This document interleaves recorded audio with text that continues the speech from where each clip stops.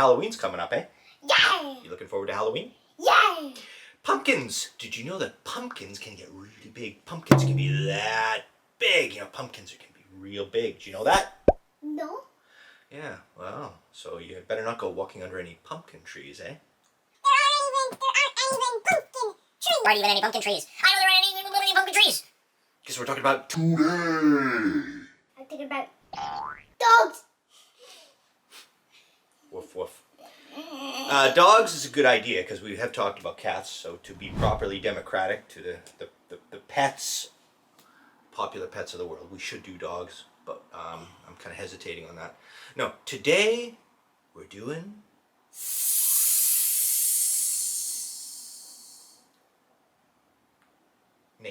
Snakes.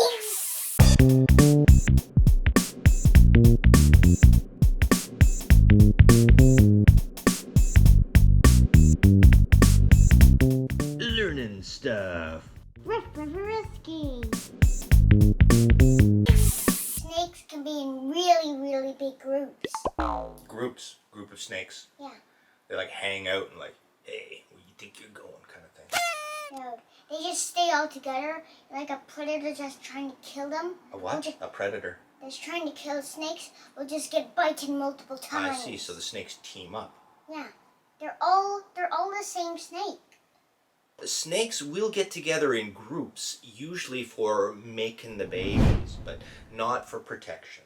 Snakes, when they're, dealing with other animals, they'll use other things. They don't work together as groups. Snakes do not fight as a group, ever. The thing they use is hiding and stealth. Maybe that's one reason why historically people don't like snakes, because snakes are often hidden and can jump out. Get ya. Yeah. I mean, you think about a snake. A snake, unlike animals with claws or arms and legs, they only have one single point of attack. The head. Now, the head is still vulnerable. It's got eyes that can be scratched or poked. It's got a head and a brain that can be chomp on. So they have to have a singular point of very strong attack. And they have very good senses coming out of that snake head too, right? So that's the big thing about a snake. They have two teeth that go out, so Yes. they can bite the skin, so they can put the venom in. Put the venom in. With their teeth. Yes. Now the advantage to that is that you don't need to struggle with the animal when you don't have any, arms or legs. Instead, you let the venom do the work. The venom has a lot of toxic. But if you put anything that, like a bee sting that helps it, it might go away, but it will still travel through your blood. Well, the way you create anti-venom, which is the antidote to venom, is by using the venom itself, right? Yeah. So if I stuck you with a needle of snake venom, like a very small diluted amount of snake venom, every day I give you a little bit of snake venom, then after some period of time, you would develop an immunity to the bite of that snake. But it's not to bee stings either. It's something very specific to that one snake. Well, the bite of it, when it bites you, those two front teeth make a hole. Yes. Blood might come out, but it might, no, but it might not. It's not about wounding you, though. Although it's about transferring the blood. The venom into your blood. Now, there's two kinds of venom. There's a neurotoxin and a hemotoxin. Now, the hemotoxin goes into your blood and it breaks down the blood vessels in your body and you bleed to death. Sounds nasty. Yeah. And the other one is neurotoxin. And it will make your body seize up and you can't breathe. And that's pretty bad too. But if they were both together, it would make a different kind. Hemoneurotoxin, super toxin. So you don't want to mess with that snake. It will suffocate you. You would suffer and bleed at the same time. And that would be no fun at all. That would be like a super suck. What is the biggest snake? They are pretty long. And they're big.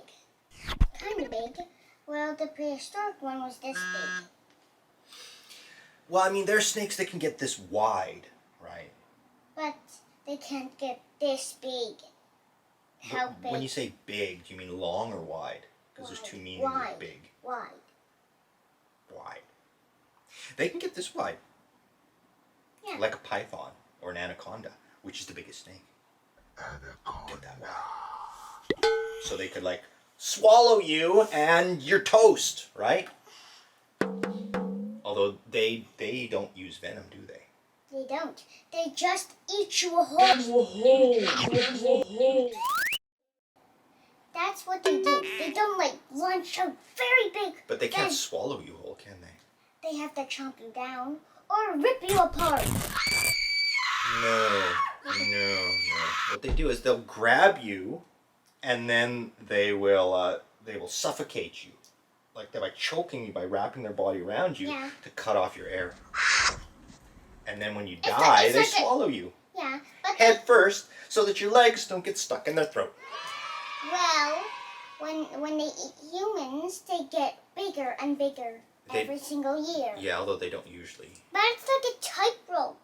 Like somebody's trying to choke you from a rope. Well, a tight rope, but not a tight rope, yes. Yeah, so they're like a tightrope. But they're just using their bodies. Correct. A rope cannot do that, but a snake can. A big... Unless someone was using the rope. Yeah, a prehistoric one might just wrap you whole and squeeze you so hard that blood might come out. We said a lot of scary things about snakes in this video. But I mean, the point is not that snakes are evil. In fact, humans do a lot worse things to snakes than snakes do to people. So, I mean, in the end, snakes are really cool. That's a wrap!